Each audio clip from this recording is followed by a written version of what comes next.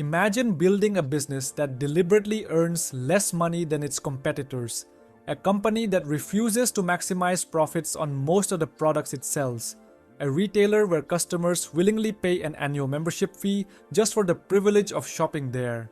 At first glance, it sounds like a terrible business strategy. Conventional wisdom says companies should increase prices, maximize margins, and extract as much profit as possible from every sale. Costco chose the opposite path. Instead of making more money on each product, it focused on making less. Instead of selling expensive memberships with exclusive luxury experiences, it offered access to lower prices. Instead of carrying tens of thousands of different products, it intentionally limited customer choice. And somehow, that strategy helped build one of the largest retail empires in the world. Today, Costco is worth more than $357 billion. It serves millions of loyal members across multiple countries. Its warehouses generate some of the highest sales per location in the retail industry. And despite operating in one of the most competitive businesses on earth, it continues growing year after year. But perhaps the most remarkable part of Costco's story isn't its size. It's the philosophy behind its success. While many companies constantly search for ways to charge customers more, Costco built its reputation by finding ways to charge them less. For decades, business experts have studied the company's unusual model. Competitors have tried to copy it, investors have questioned it. Yet very few businesses have managed to replicate what Costco achieved. Because the secret was never simply lower prices. It was an entire system built around trust, efficiency, discipline, and long-term thinking.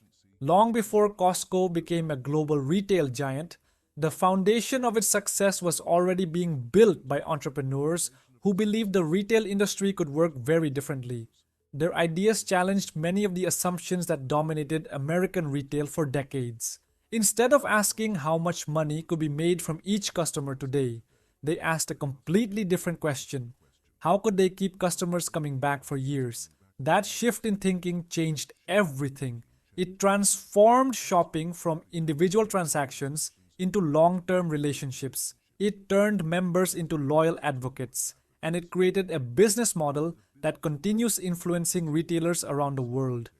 By the end of this video, I'll share the 3 biggest lessons entrepreneurs can learn from Costco. Let me know in the comments where you're watching from. And don't forget to subscribe to the channel. To understand how Costco became one of the world's most successful retailers, we have to go back long before the company itself even existed. Because every great business begins with an idea. And in this case, that idea started with one entrepreneur who believed that selling products for less could actually create a far more valuable company. Long before Costco became one of the world's largest retailers, another businessman was quietly questioning the way stores operated. His name was Saul Price. Born in New York in 1916 and later building his career in California, Price spent years observing how traditional retailers competed. Most stores followed the same formula: large product selections, high markups, aggressive promotions, complicated pricing strategies. The industry believed that offering more choices and earning higher margins on every sale was the path to success. But Saul Price wasn't convinced. He believed many businesses were focusing on the wrong objective. Instead of asking how much profit could be earned from each individual transaction, he began wondering whether lower prices could generate something even more valuable: customer loyalty. That idea slowly became the foundation of his business philosophy. Throughout the 1950s and 1960s, Price built an impressive reputation in retail by constantly challenging conventional thinking. He believed that customers didn't necessarily need endless options. They wanted value, consistency, and above all, trust. If shoppers knew they were receiving fair prices every time they visited a store, they wouldn't need to compare competitors constantly. They would simply come back. Then, in 1976, Saul Price introduced an idea that seemed almost backwards. He founded Price Club in San Diego, California. But this wasn't an ordinary supermarket, it wasn't a department store, and it wasn't designed for every shopper. Price Club operated as a membership warehouse. Customers paid an annual fee before they were even allowed to enter and shop. At first, many people questioned the concept. Why would someone pay just for the opportunity to spend more money inside a store? The answer was surprisingly simple, because the prices inside were often significantly lower than traditional retailers. Rather than maximizing profit on every product, Price Club accepted extremely small margins. The membership fees helped support the business while allowing merchandise to remain competitively priced. Instead of relying entirely on product markups, the company created two complementary sources of revenue, one from merchandise, the other from memberships. It was an elegant system. As membership grew, predictable recurring income increased. That stability allowed the company to maintain lower prices. Lower prices attracted more customers. More customers generated higher sales volume. Higher volume improved purchasing power with suppliers, and better purchasing power made it possible to keep prices low. The cycle reinforced itself year after year. Another unusual decision also helped reduce costs. Unlike traditional retailers carrying 50,000 or even 100,000 different products, Price Club intentionally offered only a limited selection. Every product had to earn its place. If an item didn't sell efficiently, it disappeared. This simplified inventory management, reduced operating expenses, and increased negotiating power with manufacturers. Suppliers knew that earning shelf space inside Price Club could generate enormous sales volumes. That leverage allowed Salt Price to negotiate better prices than many competitors could achieve. The warehouse itself reflected the same philosophy: simple concrete floors, industrial shelving, minimal decoration, no expensive displays, very little that didn't directly help customers save money. Everything unnecessary was eliminated, not because the company couldn't afford luxury, but because every unnecessary expense eventually found its way into product prices. Sol Price understood something remarkably simple. Customers rarely visited stores to admire beautiful buildings. They came to buy quality products at great prices. And if eliminating unnecessary costs helped achieve that goal, customers would gladly accept a simpler shopping experience. What Sol Price didn't realize at the time was that one young employee studying his business philosophy would eventually build an even bigger retail empire using many of those same principles. His name was Jim Sinegal. Jim Sinegal didn't come from a wealthy family. He wasn't born into a retail empire, and he didn't begin his career as a famous entrepreneur. Like many successful business leaders, he started at the bottom. Born in Pittsburgh, Pennsylvania in 1936, Sinegal studied at San Diego State University while working part-time to support himself. One of those jobs would quietly change the direction of his life. In 1954, he began working for Sol Price at a small wholesale operation known as FedMart. At the time, it was simply another retail job, but for Jim Sinegal, it quickly became something much more valuable. It became a business education. Instead of merely completing daily tasks, Sinegal paid close attention to how Sol Price made decisions.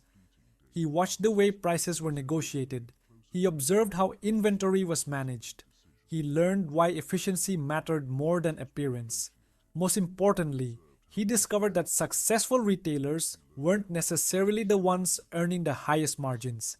They were the ones creating the greatest value for customers. Those lessons stayed with him for decades. As the business expanded, Sinegal took on increasing responsibilities. He developed a reputation for working long hours and paying attention to details that many managers ignored. Employees respected him because he understood the operation from the ground up. Suppliers trusted him because he believed in long-term relationships rather than short-term gains. And Sol Price recognized that he wasn't simply managing stores. He was developing into a future leader. When Price Club was founded in 1976, Jim Sinegal became one of the executives helping build the new company. For years, he worked directly alongside Sol Price, refining the warehouse concept and learning how every part of the business fit together. The experience proved invaluable.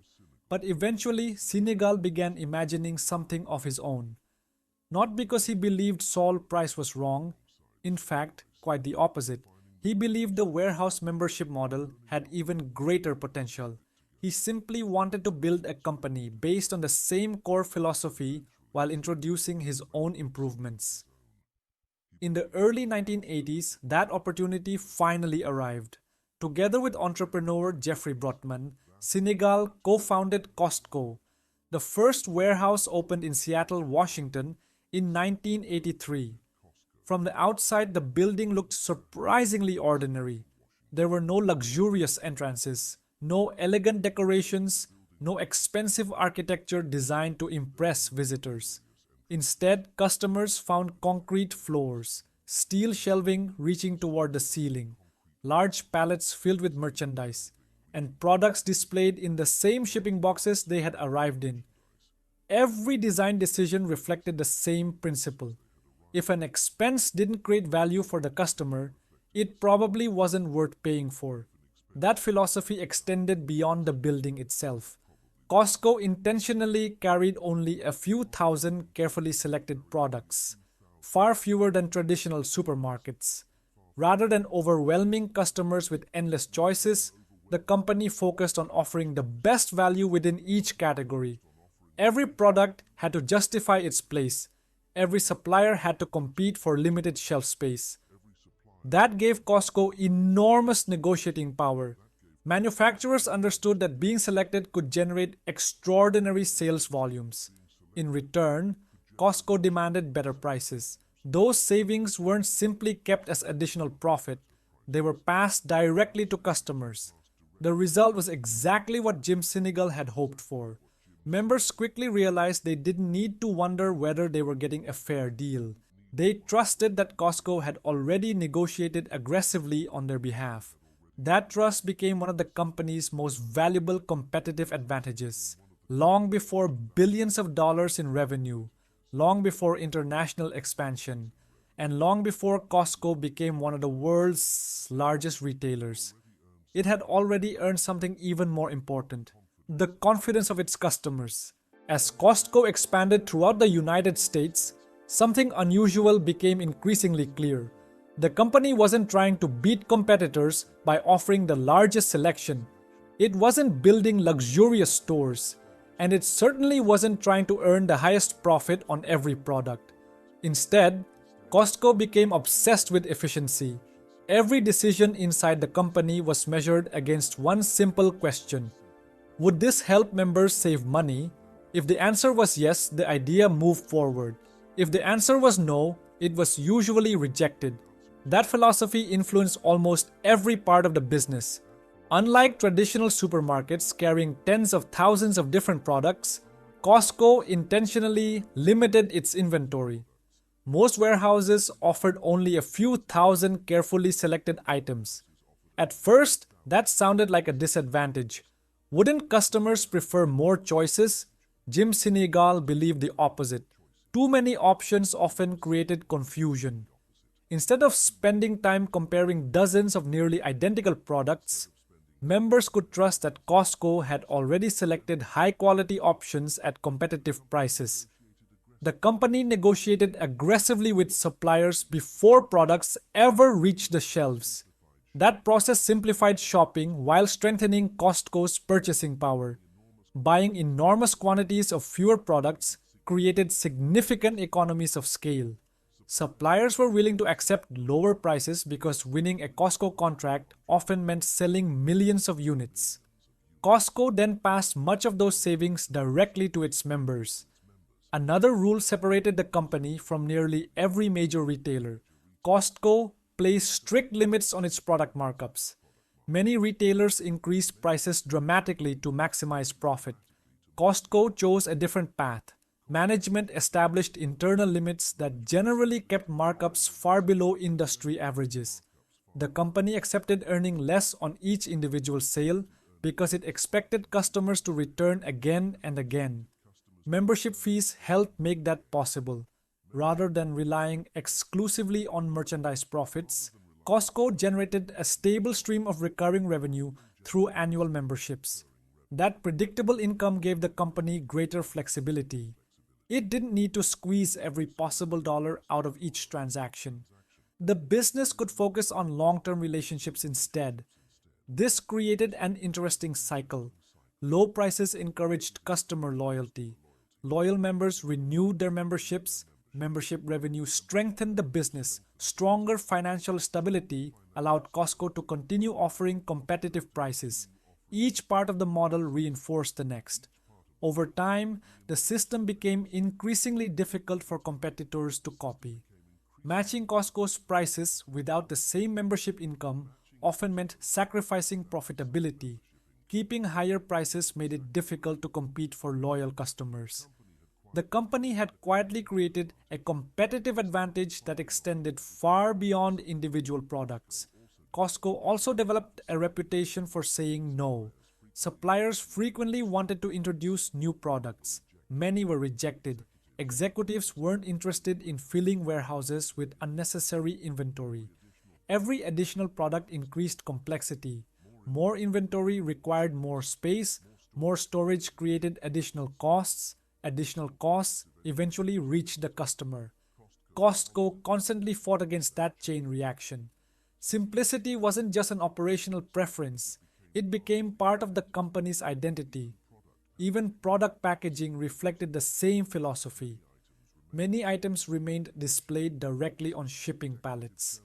Decorative shelves were minimized. Warehouse layouts prioritized efficiency over appearance. Every dollar saved behind the scenes helped protect the low prices members expected. To many shoppers, the stores looked surprisingly plain, but Jim Sinegal never believed customers were paying for beautiful buildings. They were paying for value. And every operational decision reinforced that promise.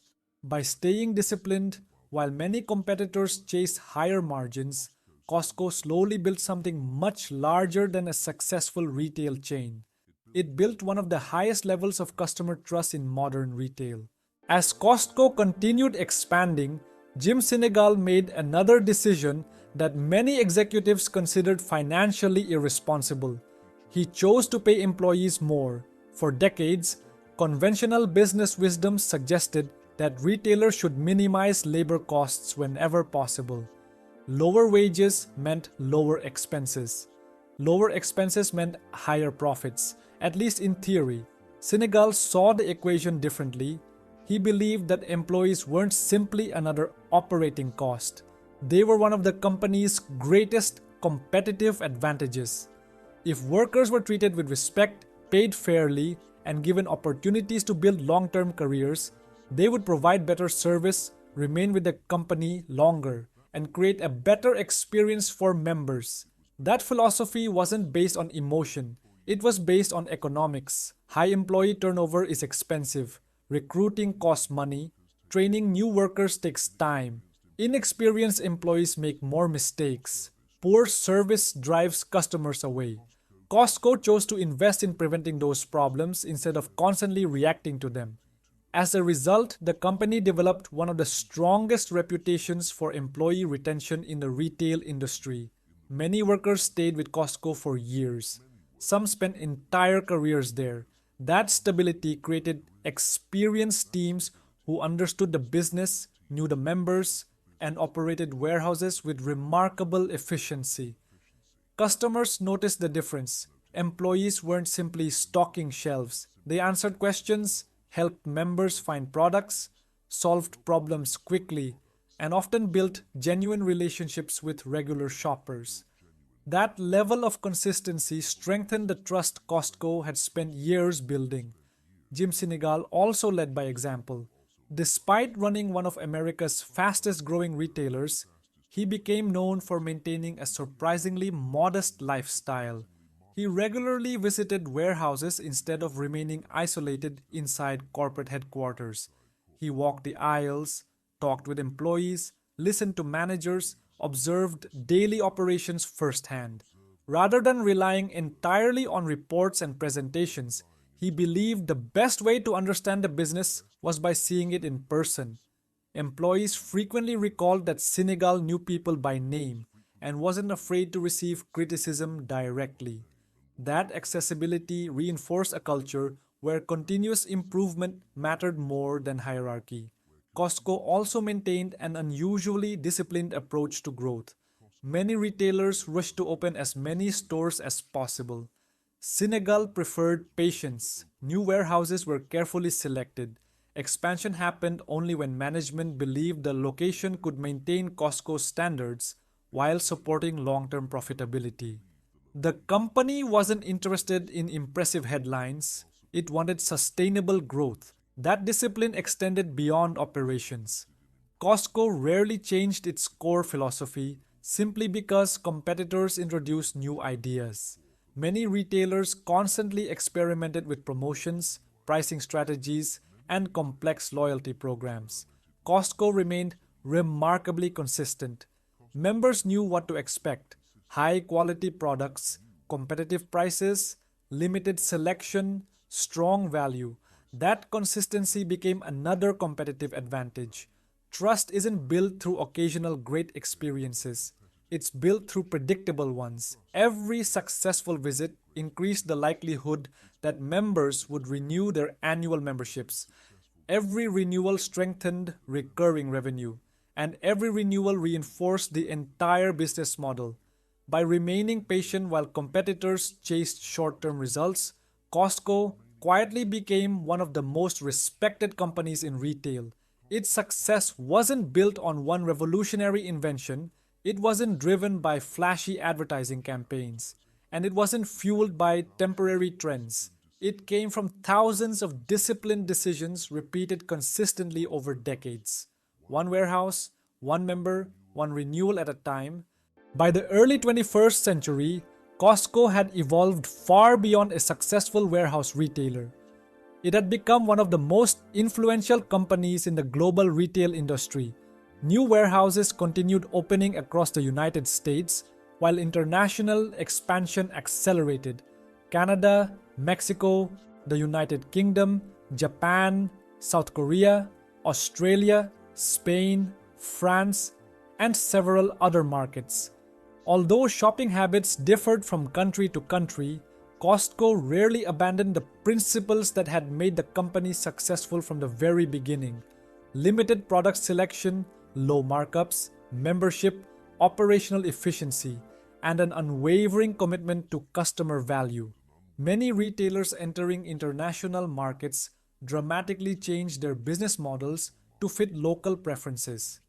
Costco adapted where necessary, but it refused to compromise on its core philosophy. That consistency allowed members to enjoy a familiar experience almost anywhere in the world. Whether shopping in Seattle or Tokyo, customers recognized the same warehouse environment, the same industrial shelving, the same carefully selected assortment of products, the same focus on value. As the company expanded, another challenge emerged. E-commerce was rapidly changing consumer behavior. Companies like Amazon were transforming the way people shopped. Consumers increasingly expected fast delivery, endless product selection, and the convenience of purchasing almost anything without leaving home. Many analysts questioned whether Costco's warehouse model could continue thriving in a digital world. After all, Costco asked members to drive to large warehouses, purchase products in bulk, and pay an annual membership fee. On paper, the model seemed vulnerable, but reality proved more complicated. Costco wasn't competing solely on convenience, it was competing on trust. Members believed the company consistently negotiated the best possible prices. They knew products had been carefully selected rather than simply added to create endless variety. That confidence remained valuable even as online shopping expanded. Costco also invested in strengthening its digital presence while preserving the principles that defined its business. Online shopping became an extension of the warehouse experience rather than a replacement for it. Instead of chasing every retail trend, management continued focusing on what the company did best: serve members exceptionally well, maintain disciplined pricing, protect long term value. Financial results reflected that discipline. Year after year, Costco generated billions of dollars in revenue while maintaining one of the strongest membership renewal rates in the retail industry. Millions of customers continued paying annual fees because they believed the savings they received far exceeded the cost of membership. That recurring revenue remained one of the company's greatest competitive advantages. Investors increasingly recognized the strength of the model. What once appeared unconventional had become one of the most admired businesses in retail. As the years passed, Costco's market value climbed dramatically. The company crossed milestones that once seemed unimaginable. $100 billion, dollars, $200 billion, then more than $300 billion, dollars, eventually reaching a market value of approximately $357 billion, dollars, a remarkable achievement for a business built on earning less from each individual sale. Perhaps that is what makes Costco's story so fascinating. It didn't become one of the world's most valuable retailers by asking customers to spend more.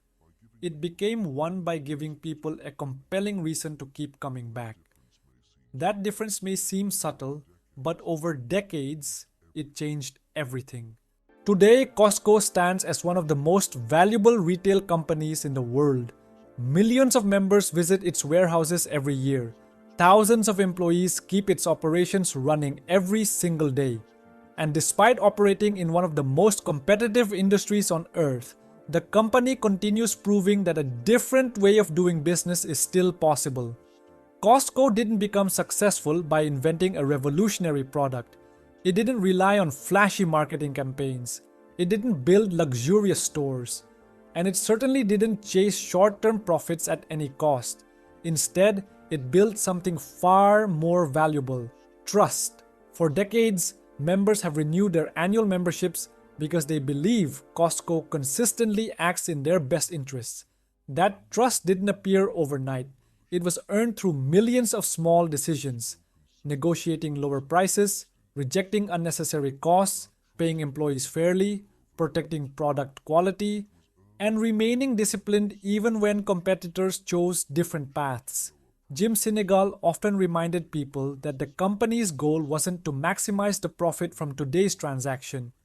It was to build relationships that would last for years. That philosophy became one of Costco's greatest competitive advantages. In an industry where businesses constantly searched for new ways to sell more, Costco focused on creating reasons for customers to return. Again and again and again. Over time, those repeated visits built something extraordinary. Not just billions of dollars in revenue, but one of the highest levels of customer loyalty in modern retail. Perhaps that's why Costco's story continues attracting entrepreneurs from around the world, because it proves that sustainable success doesn't always come from charging more. Sometimes it comes from creating so much value that customers willingly choose to stay with you year after year. The company changed the way many business leaders think about pricing. It challenged traditional assumptions about employee compensation. It demonstrated that recurring membership revenue could become the foundation of an incredibly resilient business. And it showed that consistency often beats complexity. Even today, decades after the first warehouse opened in Seattle, the principles behind Costco remain remarkably unchanged. While technology continues evolving, consumer habits continue changing, and new competitors continue entering the market, the company's core philosophy remains surprisingly simple: offer outstanding value, operate efficiently, think long term.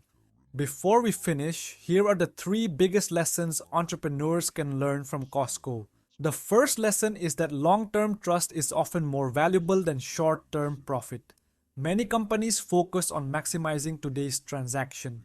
Costco focused on earning tomorrow's customer. That difference created loyalty that competitors struggle to match. The second lesson is to build systems, not promotions. Discounts can attract customers once. A well-designed business model keeps them coming back for years. Costco's combination of memberships, disciplined pricing, and operational efficiency created a system that reinforced itself over time. And the third lesson is that simplicity can become an enormous competitive advantage. Costco never tried to be everything for everyone. It focused on doing a few things exceptionally well.